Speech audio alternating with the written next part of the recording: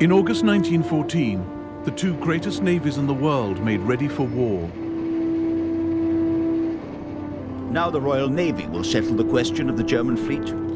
If they do not come out and fight, they will be dug out, like rats from a hole. But the two fleets rarely met. Instead, a new kind of war evolved. More stealthy, more cruel. A war not against battleships, but people.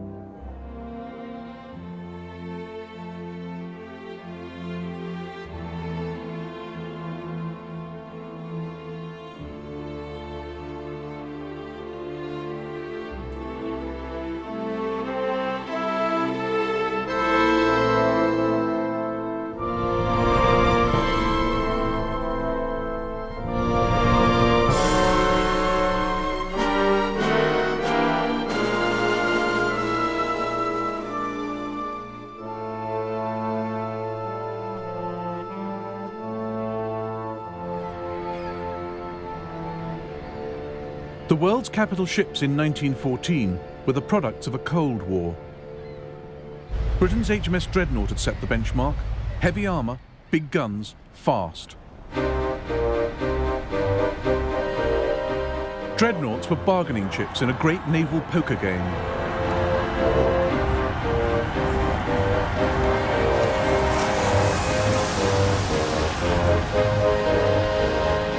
Germany had 13 and 7 building, Austria-Hungary 3, America 10, Britain 20. They kept the peace, but then the Cold War turned hot.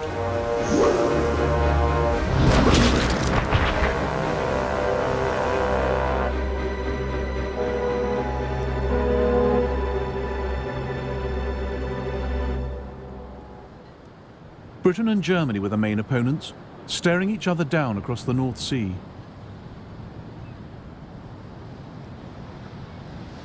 The longer the two sides looked at the map, the more obvious their problems became. Germany's ships couldn't get clear of the North Sea. To the south, the Channel, blocked by mines and the Dover Patrol. To the north, the British Grand Fleet at Scapa Flow. But Britain couldn't get at the German fleet unless it came out from its heavily protected bases. And if they actually met in the North Sea, the result could be catastrophic.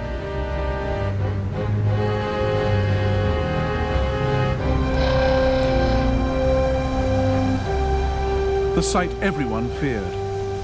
Austro-Hungarian battleship the Istvan, sunk late in the war by a tiny Italian torpedo boat.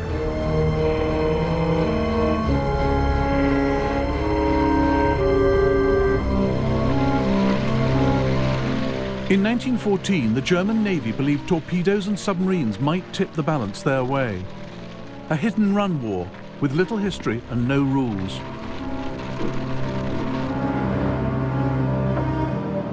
Jackie Fisher, Britain's sharpest admiral, predicted radical change ahead. The use of submarines has convinced us that in wartime, nothing can stand against them. The submarine is the coming type of war vessel for sea fighting. It means that the whole foundation of our traditional naval strategy has broken down. 2 days into the war, Germany unleashed 10 U-boats into the North Sea to hunt down the British fleet. One of them, U-21, made her way to the Firth of Forth, where the British cruiser HMS Pathfinder was leaving Rosyth Naval Base.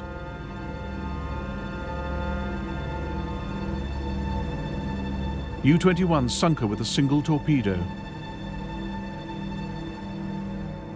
Within a fortnight, the Germans had more good news. This 1927 film celebrates the voyage of Captain Vedigan and the U-9.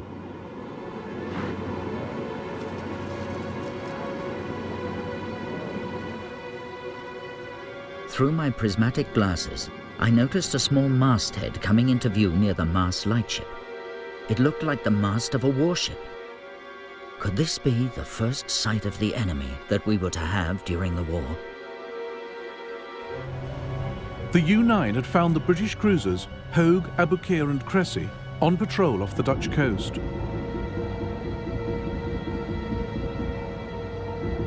Practically obsolete, they were nicknamed the Live Bait Squadron. Captain Vedigan seized his chance. Fired torpedo at 500 meters. Target was middle ship in a 3-ship formation. 31 seconds later, the torpedo struck Abu Qir.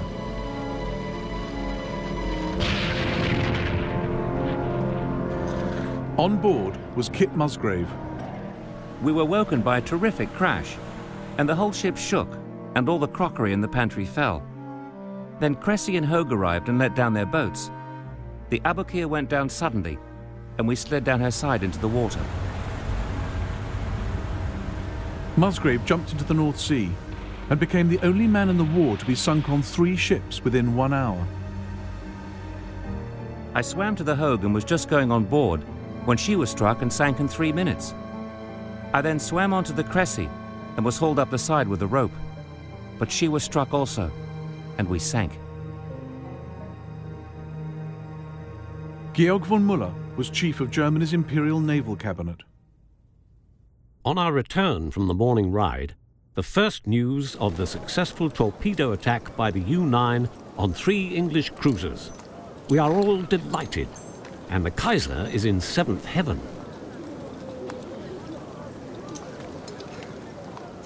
The British were appalled. First Lord of the Admiralty, Winston Churchill, got the blame. Over 1,400 men, many of them young cadets, had died in a single submarine attack. Winston's war babies, they were called. British submarine Lieutenant Ronald Trevor wrote to his parents.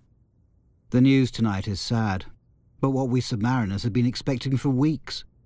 The Commodore has repeatedly warned the Admiralty that those ships ought not to patrol the North Sea. What has happened is exactly what we predicted. Ships stand by to rescue the sinking one's crew, then the submarine gets 2 sitting shots. Commander-in-Chief of the British Grand Fleet was Admiral John Jellicoe. He joined the Navy in 1874 as a midshipman.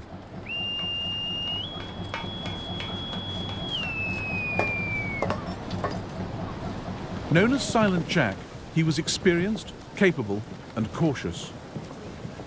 He ended patrols off the German coast, confining his most valuable ships to Scapa Flow and Rosyth, at the very limits of the U-boat's range.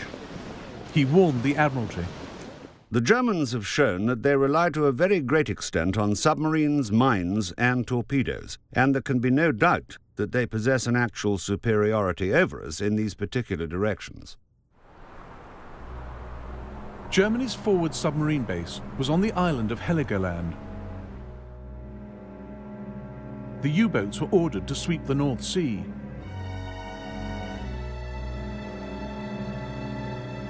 But the British had gone.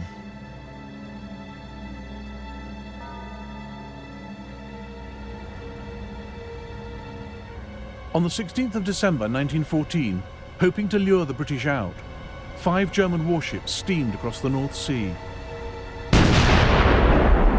At 7 in the morning, they opened fire on Scarborough and Hartlepool. There was a terrific crash. We thought it must be sudden thunder. But when another crash came, we rushed to the window and saw a lot of smoke and cried, "It's the Germans!" 2 of the wee girls hung on to me and said, "Are the Germans going to kill us?" 122 people died in the attack.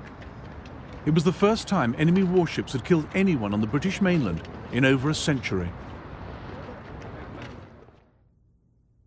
Jellicoe too had been thinking about attacking the enemy's homeland, but his weapon would not be a hit-and-miss naval bombardment, but a blockade, tight as a drum and lethal. What we have to do is starve and cripple Germany. The destruction of the German fleet is a means to an end, and not an end in itself.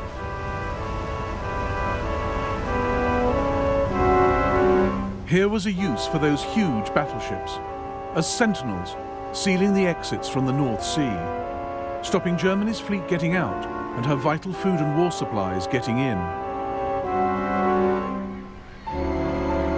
The North Sea would become no man's land, a dead sea.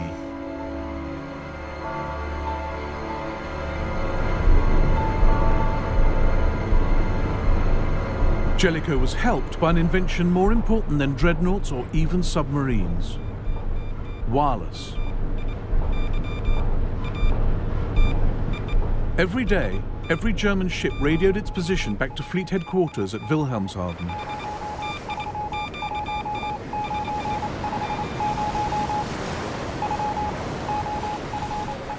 Across the North Sea, in the Coast Guard station at Hunstanton in Norfolk, British naval intelligence was listening.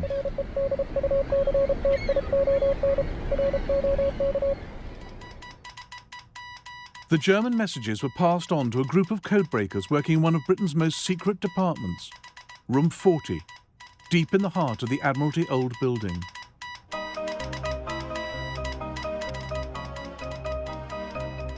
According to one of their officers, the men in Room 40 were a mixed bag. They knew ordinary literary German fluently, and they could be relied on. But of cryptography, of naval German, of the habits of war vessels of any nationality, they knew not a jot. Some, like Dilwyn Knox, would help crack the German Enigma code in the Second World War. But in 1914, they desperately needed some clues. The break came in the Baltic Sea, where a German cruiser, the Magdeburg, was captured by the Russians. On board, they found one of the most valuable documents of the war and passed it on to their British allies.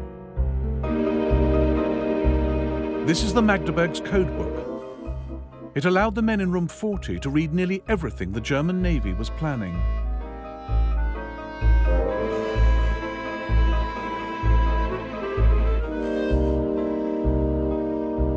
Oh well, the Kaiser said, on learning of the Magdeburg's capture. Sparks are bound to fly at a time like this.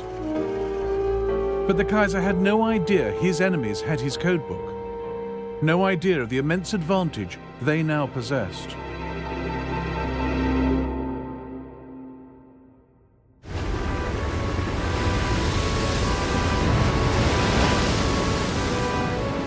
Britain's sea strategy in the First World War was simple: to isolate and starve her enemies. At Scapa Flow and Rosyth to the north, at Dover and Harwich to the south, the Royal Navy closed the North Sea to German ships.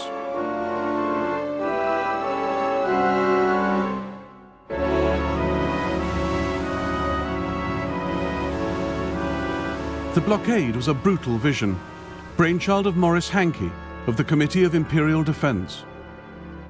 My belief in sea power amounted almost to a religion. The Germans, like Napoleon, might overrun the continent. This might prolong the war, but could not affect the final issue, which would be decided by economic pressure. The Director of Naval Intelligence agreed. Grass would sooner or later grow in the streets of Hamburg, and widespread death and ruin would soon be inflicted. Germany began the war with a merchant fleet of nearly 4 million tons. Within months, she lost a quarter of her ships, seized in harbours, or caught making a dash into the no-man's land of the North Sea. Lloyd's of London kept a log of every vessel sunk. Their records show that on one day alone, the 8th of August 1914, Germany lost 41 ships.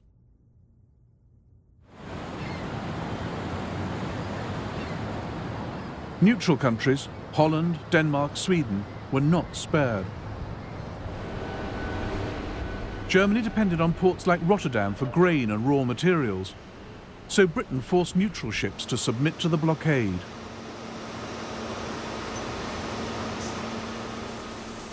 Starting with Holland, the British pressured shipping companies into declaring their goods. In every country, she built up a network of agents. They tracked ships coming and going. Who was sending what, where? Any ship could be stopped. Any found with banned supplies for Germany had its cargo seized. Within weeks, the German government started to ration food. Caroline Ethel Cooper was an Australian stranded in Leipzig since the start of the war. Every week, she wrote to her sister in Adelaide. My dear Emmy, the government has seized the whole bread, flour and meal supply of the country. We are allowed only 4 pounds of bread and can only buy 1 pound of white flour at a time. Now that the war against neutral ships and food supply has begun, prices rise every week.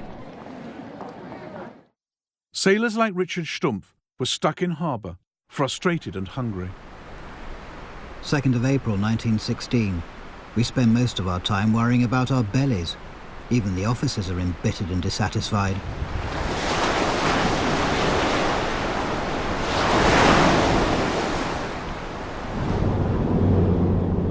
To end Germany's isolation, her navy came up with a revolutionary plan. An unarmed submarine over 200 feet long that could carry a cargo of 1,000 tons. In June 1916, the Deutschland set out for America, the first time a submarine had ever tried to cross the Atlantic. Because of the wet weather and the high-running seas, the deck hatches were closed most of the time. The diesel engines pumped hot, humid air throughout the boat. Sweat ran down the bulkheads, and water leaked around loose rivets. The drinking water tasted like diesel. And every meal the cook cooked had a layer of oil across the top. As we approached the American coast, Captain Koenig ordered the crew to say nothing to anyone about the strains we'd undergone during the trip, and to especially avoid mentioning our seasickness. Now, after 2 world wars, it's taken for granted that America and Britain are the closest of allies, naturally on the same side. But in the First World War, it wasn't so clear.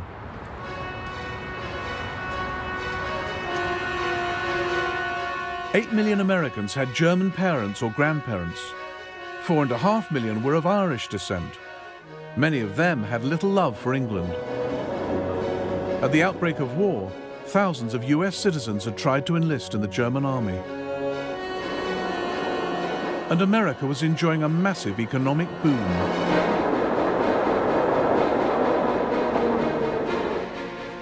Half Britain's war budget was spent in the States. Companies like Bethlehem Steel were swamped with orders. They hauled in 6 times the profits they'd made before the war. The Deutschland was just another good customer.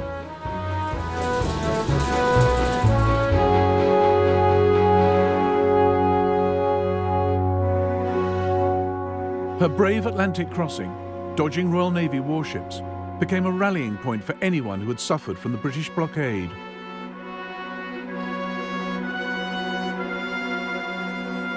Our crossing gradually became a triumph. All the neutral steamers we met, American or others, greeted us with 3 hoots or with their sirens. Only an English steamer sailed past in deadly silence, while we were proudly raising the black, white and red flag in the wind. The Deutschland's crew received a hero's welcome. There were dinners in their honour. Captain Koenig was invited to meet the President. The 3 weeks we spent in the United States were a non-stop party. Everywhere we went, people gathered round us. They all wanted a souvenir of some kind. I even sold the buttons off my shirt and the stripes off my tunic. German families introduced us to their daughters, and we never had to pay for beer.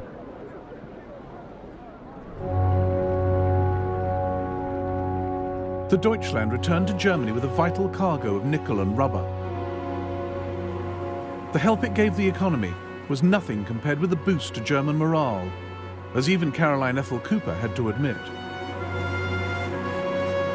The town is flagged today because the Deutschland has got safely back. The sight of those red, white and black flags always makes me sick, but I'm glad she got across all the same. It was a sporting run. But the Deutschland was too small to break the blockade. In Germany and Austria, there were not enough people to work the land, and too many officials trying to ration what food there was. The situation with the hunger and queues is turning nasty. People wait for potatoes in their hundreds, 4 deep, from 4 in the morning until the afternoon. Every morning there are queues lined with armchairs and cushions upon which people sit and sleep. The shortages worsened after the terrible harvest of 1916. The Germans called it the turnip winter. Many had nothing to eat but cattle fodder. There were 50 food riots that year. Oh, what days of terror. Everything's in turmoil. There was havoc in town last night. The window panes were smashed in at Café Kaiserhof. Angry crowds were shouting outside bakeries and inns. Up at the castle, they cursed the Major in words I shan't repeat. The army appeared at 11.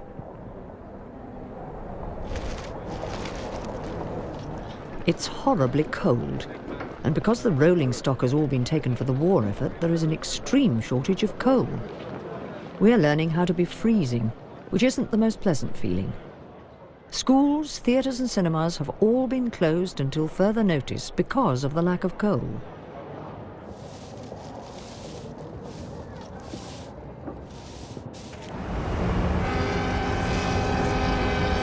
The German Navy did nothing to help. Even if large parts of our battle fleet were lying at the bottom of the sea, it would have accomplished more than it does now, lying well preserved in our ports. At Wilhelmshaven, people wrote graffiti on the walls. Dear fatherland, you may rest assured. The fleet's in harbour, safely moored. Admiral Reinhard Scheer had been ordered not to risk his ships against the full British fleet. But by mid-1916, the pressure to do something was intense.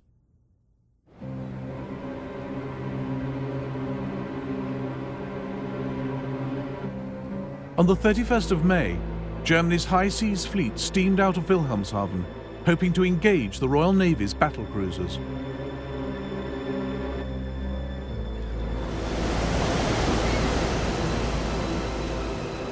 But the British were one jump ahead.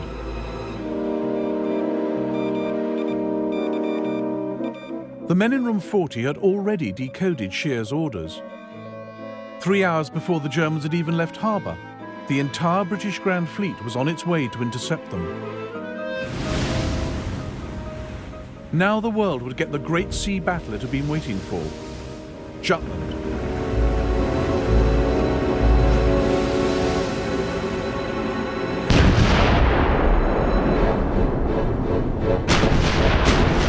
It was a titanic clash. 250 warships, 100,000 men. Britain's first great fleet action since Trafalgar. It was a fight they had to win. If Germany ended up masters of the North Sea, the blockade would be finished, the British Army in Europe cut off, Britain herself open to invasion. Admiral John Jellicoe was, Winston Churchill said, the only man who could lose the war in an afternoon.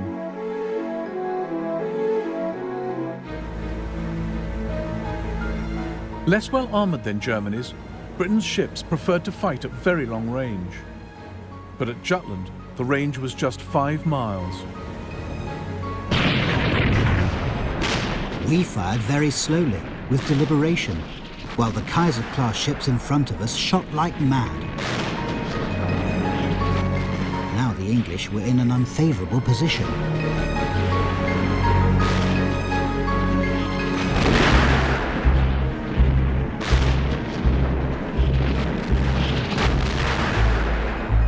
Our first shot hit the bridge of a German destroyer and blew it to hell. Shells fell all around us, and what with ships sinking and dying and dead bodies floating about, it made one shiver at the sight of it. At 4:30 p.m., the battlecruiser Queen Mary was hit by a shell which exploded in the ship's magazine. A horrible sight it was. First, an enormous height of dull red flame, followed by a great mass of black smoke, amongst which was the wreckage thrown in all directions. The blast was tremendous. Admiral Beatty watched from HMS Lion. There seems to be something wrong with our bloody ships today.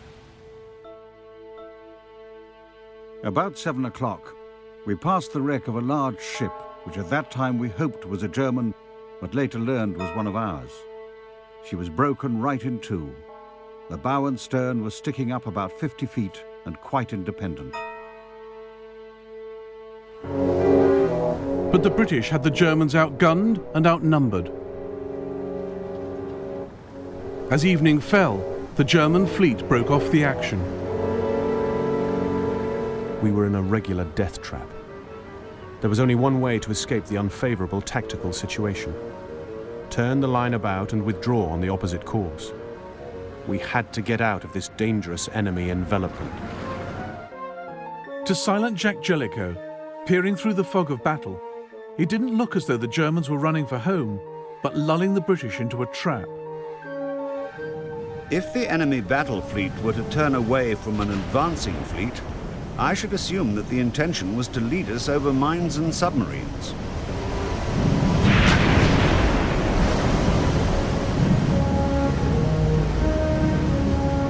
So Jellicoe ordered the British to turn as well, away from their vulnerable foe.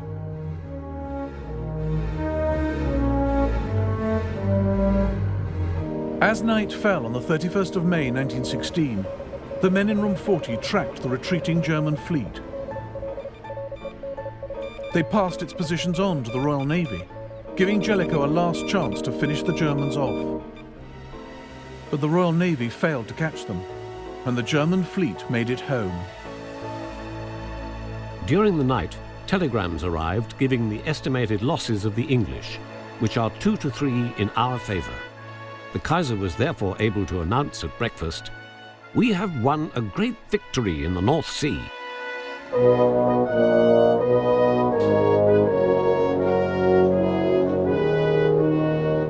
Based on the maths alone, the Kaiser was right. Germany had lost 11 ships and 2,500 men. Britain 14 ships and 6,000 men. But that wasn't the point. The Kaiser's battleships were back in harbour and stayed there till the end of the war. The British fleet still ruled the North Sea, ever more tightening the blockade.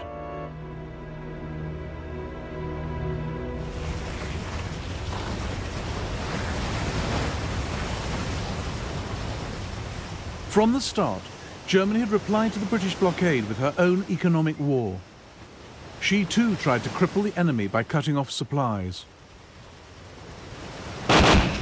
This light raider, the Merva, was one of the few surface ships Germany ever sent into the North Sea. Her target, not warships but cargo boats. She sunk 20,000 tons, building a large collection of captured crews.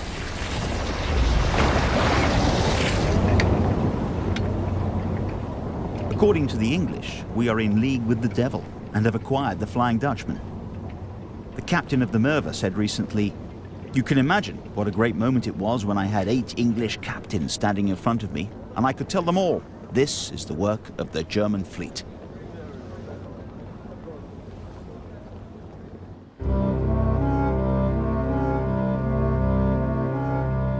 Germany's U-boats joined in the war against Allied trade.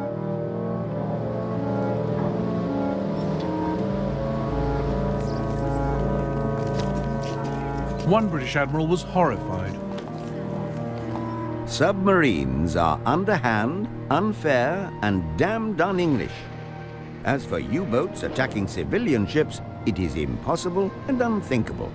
If they do, their captured crews should be hanged as pirates. The U-boat blockade of Britain would have to be ruthless. But Germany's Chancellor, Bethmann Hollweg, realized the effect this would have on world opinion, as he told Georg von Müller. Spent the afternoon with the Chancellor, who wished once more to discuss the U-boat question. Bethmann envisaged the remaining neutrals united against us as the mad dog among the peoples of the world. That would mean the end of Germany. Germany's admirals were furious at having their hands tied. But submarines were ordered to stick to the old rules of war. They gave warnings of their attacks. They did not attack underwater. They gave merchant crews time to escape.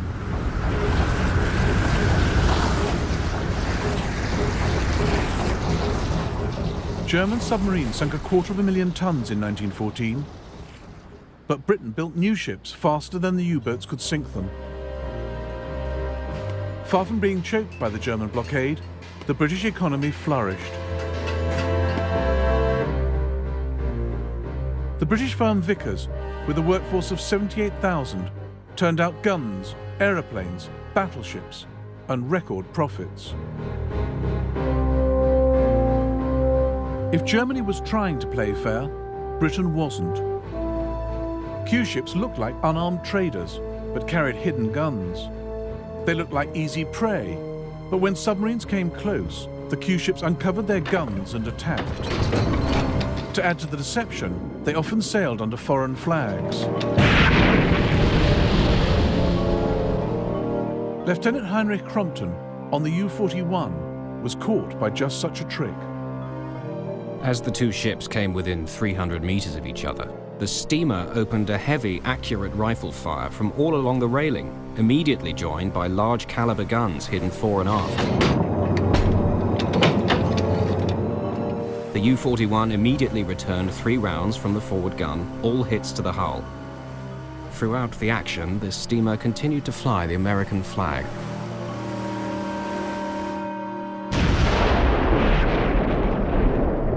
On the 1st of February 1915, in response to the British blockade, the Kaiser stepped up his campaign.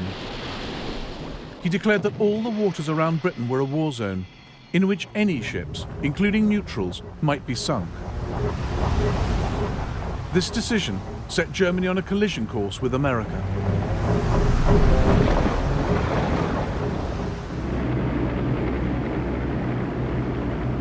The pride of the Cunard Line, the Lusitania, was the largest, most luxurious liner in the world.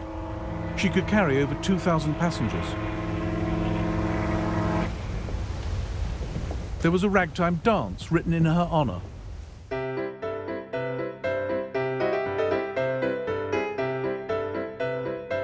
On the 1st of May 1915, Cunard posted a list of her departures in the New York Times.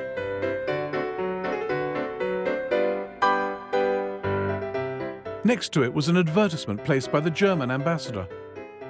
Those sailing to Britain, it said, did so at their own risk.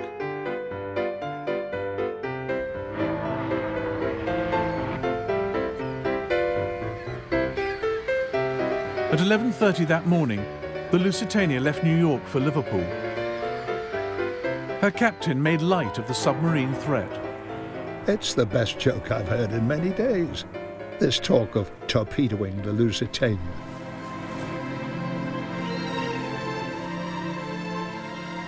This is the last picture of her ever taken. The Lusitania sighted the Irish coast on the 7th of May. The lighthouse in the old Head of Kinsale was traditionally used by ships on the Atlantic Run to get their bearings.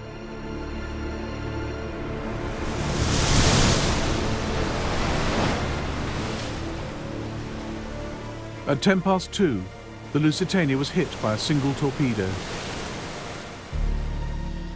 As I watched, one funnel went, then the other, until the ship had gone and the sea was calm. And all you could see was bodies and wreckage of furniture, and everything that had been in the ship, floating in the water. My husband and I got into a lifeboat, the ropes of which jammed and had to be cut. Since when, I have not seen or heard of my husband. I've lost all I ever possessed, and my dead boys, ages 11 years and 8. I was rescued by a trawler. My dear husband was lost, but I had the great satisfaction of finding him on Saturday and seeing him laid to rest in the cemetery in Queenstown.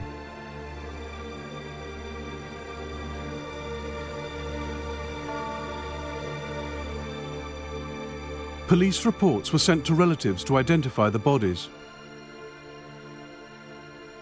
1,200 people died on the Lusitania, including 128 Americans.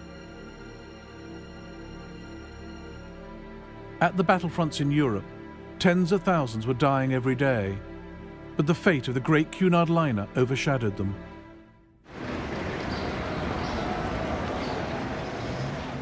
It led to the most widespread anti-German riots of the war.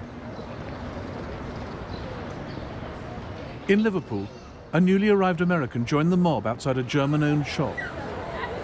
The crowd was muttering and growling, and the shop was dark. but there were people upstairs, so I just picked up a brick and heaved it through the window. Then everyone took to shying them, and in a few minutes the place was a wreck. There were several policemen at the corner, and they just grinned. With the sinking of the Lusitania, Germany had crossed a line.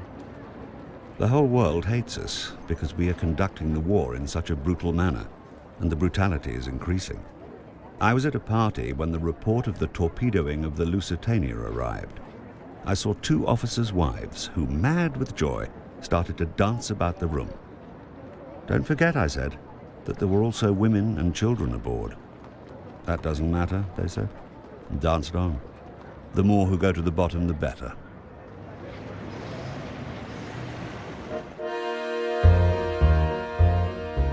The Lusitania came to stand for German barbarity. Britain stirred the indignation with its own propaganda. Posters and even posed photographs rammed home what had happened. The German embassy in Washington received bomb threats. President Woodrow Wilson himself began to see Germany as the mad dog of the world.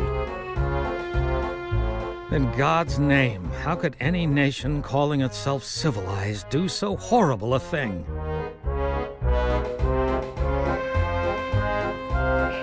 It seemed America might clamber down off the fence. But outrage soon gave way to caution. Wilson reassured the nation that America would not go to war. There is such a thing as a man being too proud to fight. There is such a thing as a nation being so right that it does not need to convince others by force that it is right. And anyway, war would be very bad for business. Wilson kept the United States prepared but neutral for 2 more years.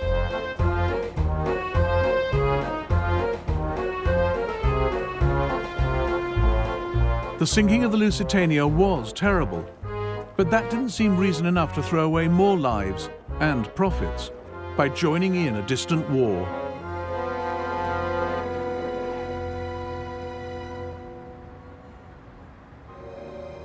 Germany's policy in America after sinking the Lusitania was complex. She kept her U-boats in check, but not her spies. In 1916, German agents blew up Black Tom Island, a loading depot in New York Harbor.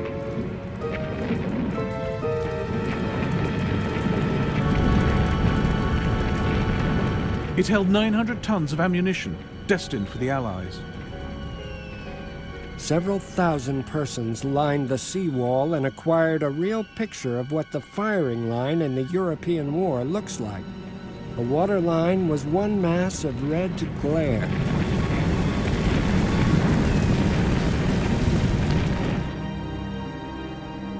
The explosions were so strong, they were felt in Philadelphia, 90 miles away. German agents slipped bombs onto ships in American ports. There were several assassination attempts, and even a bomb planted in the US Capitol. German agents are everywhere. Extraordinary measures of precaution have now become necessary in all the arms factories, at the docks and on board vessels, even vessels of the United States Navy.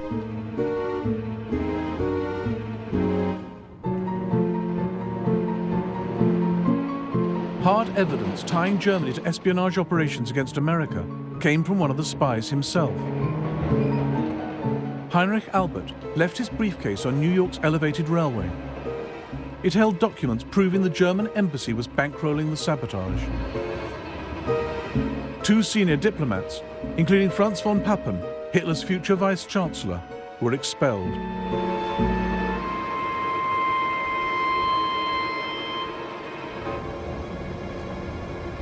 But nothing got in the way of business on the New York Stock Exchange. When Germany won a battle, Allied stocks fell. When Britain won, her shares rose. American investors were betting on the war. For British Cabinet Minister David Lloyd George, There was a direct connection between battle and bank. Success means credit. Financiers never hesitate to lend to a prosperous concern. France and Russia paid for the war by borrowing from Britain. Britain, in turn, raised money on the American stock market through her Wall Street bankers, J.P. Morgan. It was spent buying American armaments, American supplies. Of all the money raised in America to pay for the war, 99% went to Britain and the Allies. It was something that made many Germans wonder just how neutral America really was. 30th of January 1916. In financial circles, it is openly said that England has won the war already, and every day that it goes on after March can only make the ruin of Germany completer, no matter what her military successes may be. America lent so much that by the end of 1916, the central bank warned that people were betting too heavily on Britain. If the Allies lost, they might never get their money back. The mere thought that American cash might be backing the wrong side wiped $1 billion off Allied stocks in a week. Germany's generals felt the odds were stacking up against them. They grew impatient at hesitant politicians tying their hands. In view of the military situation, we must lose no time in adopting the measure of torpedoing armed enemy merchantmen without notice. The Entente are continuing the war with all the resources at their disposal.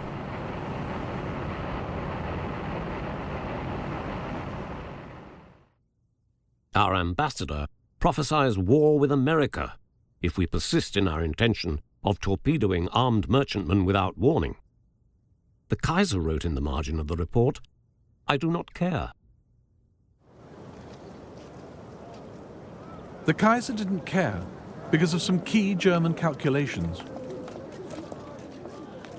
His generals gambled that if America joined the Allies, she would not have a decisive impact on the fighting in Europe until 1919. Long before then, the U-boat campaign would have brought Britain and France to their knees.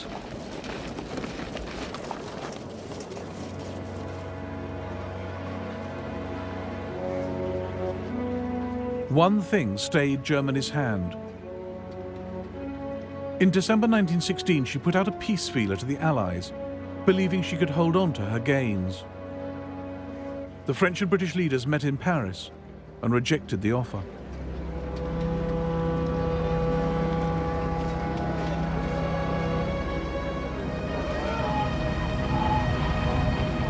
Germany now staked everything on a new submarine campaign. U-boats would sink all ships on sight without warning. February the 2nd is a special and uplifting day for us Germans, the beginning of the all-out submarine war. We're all holding our breaths and hoping that with this radical medicine, we will finally cure England of our arrogance and secure a quick peace, the terms of which we will dictate. In April 1917, Germany sunk over 800,000 tons, causing panic at the British Admiralty. But Germany didn't have enough U-boats to sustain the success, and Allied ships were getting better at protecting themselves. Merchant ships now travelled not singly, but in convoy, with more destroyers to protect them. Airships and aeroplanes scouted overhead, looking for the telltale signs of submarines lying in wait. 63 U-boats were sunk in 1917, 3 times the losses of the previous year.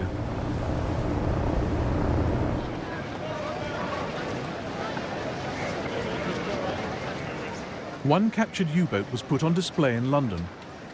13,000 people paid to view it on the first day. Its German sailors couldn't believe the contrast between the Allied home front and their own. We remained in Dover for 2.5 days, and we were plentifully supplied with food, drink and smokes, for you notice nothing of the war here. There are no wooden soles or bicycles with wooden tyres, and the butchers' shops have rows and rows of pigs hanging up. There is no prospect of starving England. I am glad, for the war is over for me. The second U-boat campaign was a double failure. It didn't deliver militarily. German submarines could not sink enough Allied ships to make a difference. And it was a diplomatic disaster, pushing America to the very brink of war.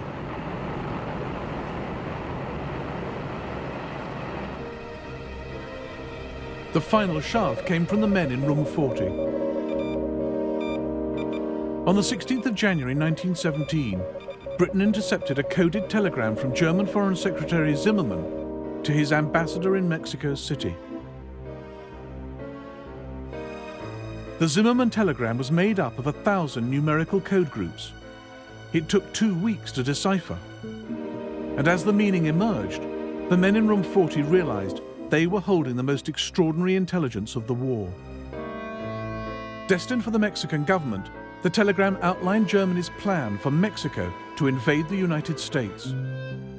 We make Mexico a proposal of alliance with an understanding on our part that Mexico is to reconquer Texas, New Mexico, and Arizona. The settlement in detail is left to you.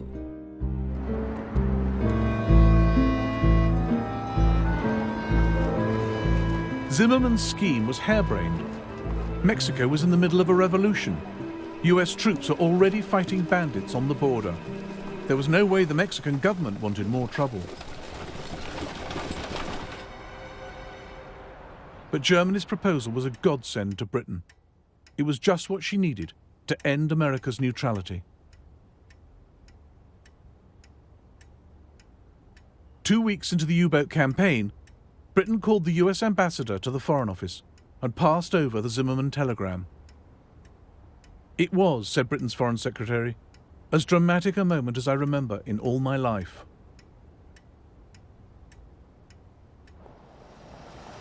On the 2nd of April, President Wilson went to the capital. The United States had not declared war when the Lusitania went down. It had not declared war when spies blew up its shipyards. But Germany urging Mexico to attack America was in a different league. On the 6th of April 1917, the United States declared war against Germany. 3,000 miles from home, an American army is fighting for you. Everything you hold worthwhile is at stake.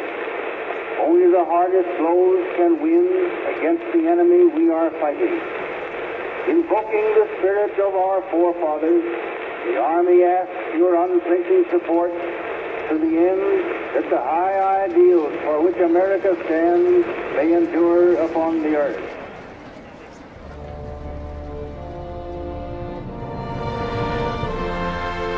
For 3 years, the country had played the war's banker and supplier. Now, as far as President Wilson was concerned, America was fighting a crusade for international justice and democracy. The North Sea would remain dead until the very end.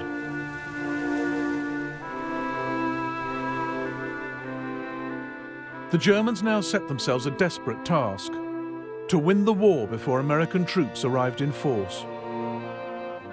And President Wilson's liberal crusade would be up against new ideas of socialism and revolution.